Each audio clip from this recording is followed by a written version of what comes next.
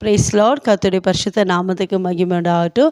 இந்த காலை வேலை சந்திக்க தேவன் கொடுத்த இந்த வாய்ப்புக்காக தேவனுக்கு நான் நன்றி செலுத்துகிறேன். இதை பார்க்குறவங்களை அனைவரும் கர்த்தராகிய இயேசு கிறிஸ்து நாமத்தினால் உங்களை வாழ்த்துகிறேன், உங்களை ஆசீர்வதிக்கிறேன். நீங்கள் எல்லோரும் சேமமாய் சுகமாய் இருக்கிற கர்த்தர்கள் விசுவாசிக்கிறேன். இந்த நாளில் கூட கர்த்தர் உங்களுக்கு வைத்திருக்கிற ஆசீர்வாதத்தை பெற்றுக்கொள்ள ஆயத்தமாக இருக்கிறீங்களா?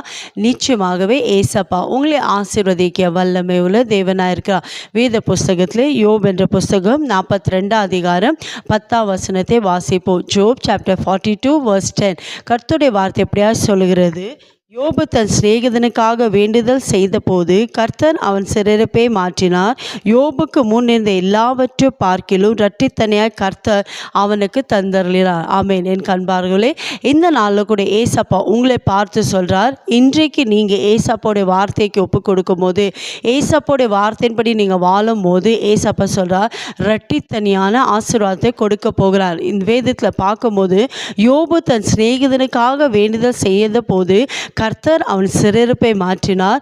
அவனுக்கு இருந்த கஷ்டத்தை மாற்றுவது மாத்திரமல்ல, கர்த்தர் யோபை இரட்டித்தனை ஆசீர்வதித்தார். இதை பார்த்து கொண்டிருக்கிற உங்களோட கர்த்தர் இன்றைக்கு கொடுக்கிற ஆலோசனை என்னன்னா, ஒன்று, உங்கள் வாழ்க்கை இருக்கிற பிரச்சனைகள், உங்கள் வாழ்க்கை இருக்கிற போராட்டங்களை கண்டு நீங்கள் சோர்ந்து போகாதபடிக்கு மற்றவங்களுக்காக நீங்கள் ஜெபிக்கும் போது ஏசப்பா உங்கள் வாழ்க்கை இருக்க சிறையிருப்பை மாற்றுவார். ஒருவேளை உங்கள் வாழ்க்கையில் வியாதி என்ற சிறையிருப்பா, கடன் பிரச்சனை என்ற சிறையிருப்பா, வறுமை என்ற சிறையிருப்பா, என்ன சிறையிருப்பு இருந்தாலும் அதை மாற்ற ஏசப்பாக்கு வல்லமை உண்டு.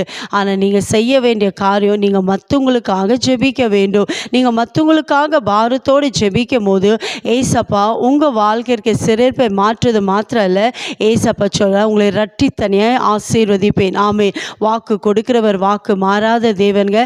எங்கள் வாழ்க்கையில் கூட இன்றைக்கு ஏசப்பா எங்களை ஆசீர்வதித்த காரணம், நாங்கள் மற்றவங்களுக்காக ஜெபிக்கிறோம், தேசத்துக்காக ஜெபிக்கிறோம், மற்ற ஊழியங்களுக்காக ஜெபிக்கிறோம், மற்றவங்களுக்காக ஜெபிக்க நிமித்தம் ஏசப்பா எங்கள் வாழ்க்கை இந்த சிறையிருப்பை மாற்றி இன்றைக்கு கர்த்தர் எங்களை இரட்டித்தனையாக ஆசீர்வதித்தார். அதே தேவன் இன்றைக்கு உங்கள் வாழ்க்கையில் ஆசீர்வதிக்க வல்லமை உள்ள தேவனாக இருக்கிறார். யாரெல்லாம் ஒப்பு கொடுக்குறீங்களோ நிச்சயமாகவே கர்த்தர் உங்களை இரட்டித்தனே ஆசீர்வதித்து உங்கள் வாழ்க்கை இருக்கிற எல்லா சிறையிருப்பையும் மாற்ற வல்லமை உள்ள தேவனாக இருக்கிறார். இருக்கிற இடத்துல ஒப்பு கொடுத்து ஜெபிப்போமா?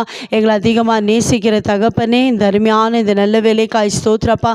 இந்த நாளில் கூட நீங்கள் வாக்கு கொடுத்தீரப்பா. யோபு தன் சிநேகிதனுக்காக ஜெபிக்கும் போதப்பா அவனுடைய சிறையிருப்பை மாற்றி இரட்டித்தனியாய் ஆசீர்வதித்தீரோ.